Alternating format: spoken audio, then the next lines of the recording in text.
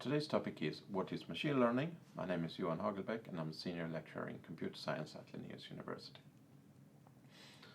So Tom Mitchell wrote in his famous book, "The field of machine learning is concerned with the question of how to construct computer programs that automatically improve with experience."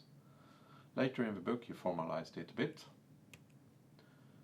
A computer program is said to learn from experience E with respect to some class of tasks T and performance measure P if its performance at task in T as measured by P improves with experience E. So if we break it down a bit and we take marking email as spam and non-spam as example, the classical machine learning problem. E is the emails we have collected, our dataset. T is the task of classifying an email as either spam or non-spam. P is some form of performance measure, for example, how many of our emails that are correctly classified. 100% is the best, then all non-spam emails are marked as non-spam and all spam emails are marked as spam. And 0% is the worst when we misclassify every email in our dataset. And the system gradually improves when we learn from a dataset according to our performance measures. So we get better and better at the task, which is classifying an email as spam or non-spam.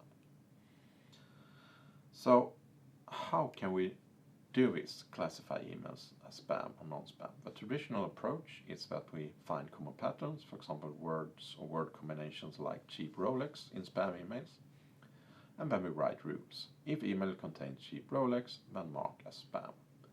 And we update and maintain these rules as new types of spam emails are received. The problems are that maintaining this rule base is very time consuming, and it can be difficult to find general patterns that include all spam and exclude all non-spam emails. So a better approach would be to collect a dataset of example emails, and then we sit down and manually label all these emails as either spam or non-spam, and then we construct a computer program that can learn from data. And we use this program to learn the tasks of email spam or non-spam classification. And we use the learned program to classify new emails when they are received. So machine learning is the construction of programs that learns from data without being explicitly programmed. Instead of we as a programmer tells the program how to find spam emails, the program learns automatically from the data how to do it. So we can outline this as follows. We have a dataset, our training dataset. We sell cheap watches like Rolex, mark it as spam. You are invited to the meeting, we mark it as non-spam. And we feed this dataset to a machine learning algorithm. The algorithm learns from the data and creates a learned model. And then we can take unseen examples. For example, the department meeting on Monday. We don't know the category, if it's spam or non-spam. We feed it to the learned model with does a classification and decides that this example is most likely in the non-spam category. So when do we need machine learning? A traditional program for solving some problem has some properties like you know or can control inputs to the program. You can specify how the program will achieve its goal. You can map out what decisions the program will make and under what conditions it makes them. And you can test your program with known inputs and be fairly confident that it works correctly. In this case, we can use traditional programming with, for example, rules to solve the problem. But for some problems, you cannot write a traditional program to solve it, or it's very, very complex at least. They have properties such as the scope of all possible inputs is not known beforehand. You cannot specify how to achieve a goal of a program, only what that goal is. You cannot map out all the decisions the program will need to make to achieve its goal. And here machine learning comes to our rescue. So machine learning can be used for complex problems where we might not know exactly how inputs look like. For example, how many different cat images can we find in a search engine? We have a goal, but it's difficult to understand how to achieve it and what decisions the program have to make to achieve it. How can we write rules to detect a cat? Well, it has fur and pointy ears, but that includes other animals as well. We can, however, collect and label data, collect pictures with and without cats and label them as cat and no cat. So the benefits of using machine learning is automatically machine learning algorithms use data to create models but knows how to achieve a goal. We don't have to tell the program how to do it. It's fast. Machine learning algorithms can analyze and find solutions faster than you can manually program a solution. They are often very accurate. They can run longer and on more data than you can, thus creating more accurate solutions. And they scale well to big data, which tables in Excel and similar programs don't. So some common examples of machine learning: finding and recognizing faces. Can find where in the picture a face is and also the person which face belongs to. Product recommendations, recommending movies on Netflix or songs on Spotify based on what you previously have consumed. Medical diagnosis, machine learning systems are today equal or better than human experts in detecting, for example, skin cancer. Recognizing handwritten letters and digits, which we can use to automatically read addresses on physical letters. And we're going to see an example of that. Switch here. So here we can write some digits and we can test how it works, and it's 100% certain with the system that this is number 2. You can try some other digits. Try 3 and check, and it's 100% certain that this is a 3 as well. So this program has automatically learned from thousands and thousands of images of handwritten digits. It does, however, only learn digits. It doesn't learn to discriminate between a digit and non-digit. So there's no pictures in the data sets that are not digits. So if we do something like this,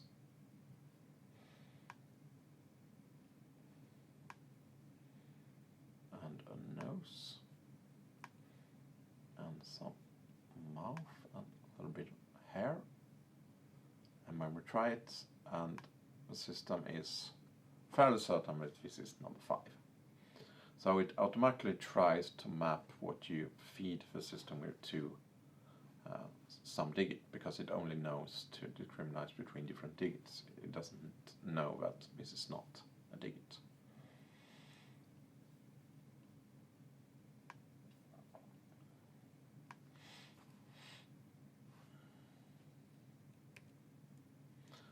So, when can machine learning not be used?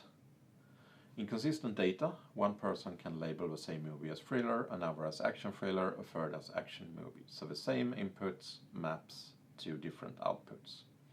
Minor inconsistencies are okay. Most machine learning algorithms can handle that, but severe inconsistencies can cause problems.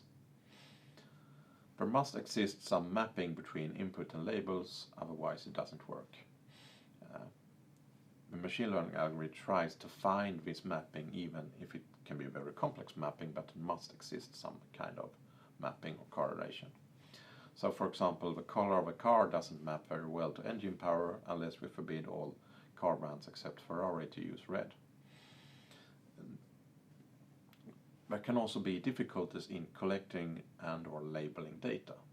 We must be able to collect enough data and in some way label it. And for tasks such as image recognition, we need lots of data. And it can be difficult and time-consuming to label images, so for example skin cancer, not skin cancer, because to be certain we most likely need to verify our labels with lab tests, which can be expensive and time-consuming. Where do machine learning fit in? Drew Conway constructed this Venn diagram, and for machine learning, the little green center here, we need to know a fair bit of math and statistics, at least to understand the algorithms, but we also need some knowledge in statistics to interpret our results. We also need some hacking skills.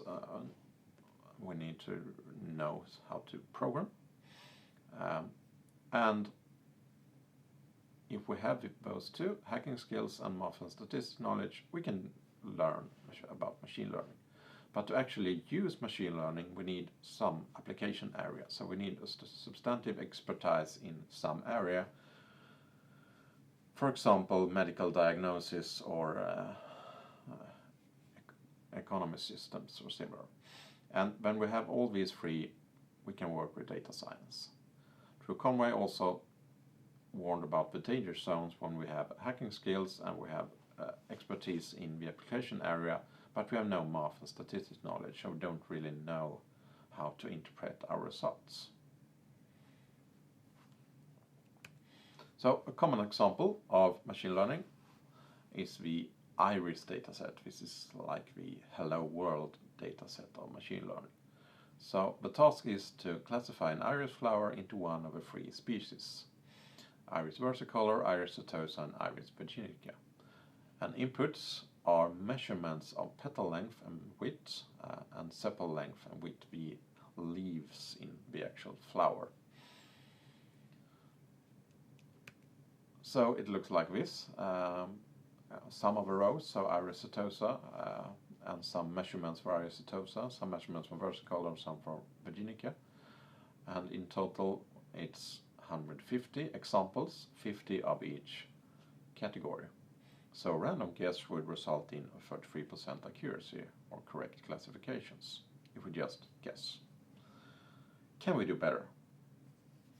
So a traditional approach, we would use some knowledge of statistics, and we could, for example, generate some box plots, and then we sit down and write rules for discrimination between sepal and pental lengths and widths. And we see that the middle class, setosa here, has very small width of the petal leaves here.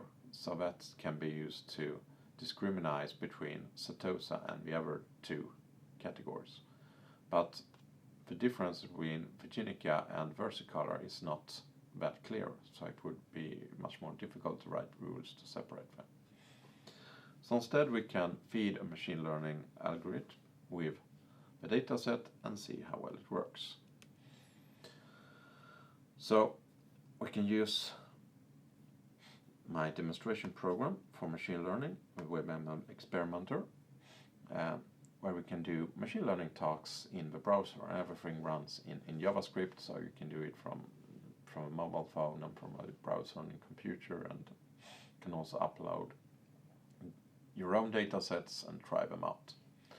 So the iris dataset is built in, so we can experiment with that. So we take the iris dataset, and then we have some settings. We can choose different algorithms, etc. But that's for later lectures. And we use training data here. We try to learn and classify the training data, and then we run. And we see 150 examples, attributes 4, we have the petal length and width, and sepal length and width, number of classes 3, we have 3 categories. And the accuracy was 95.33, 143 of 150 correctly classified instances on the training set. And then we have differences between different algorithms. Some algorithms are better than others on certain tasks, and if we use random forest algorithm, we achieve an accuracy of 98% correctly classified examples. So that's a huge improvement from just our random guess of 33%.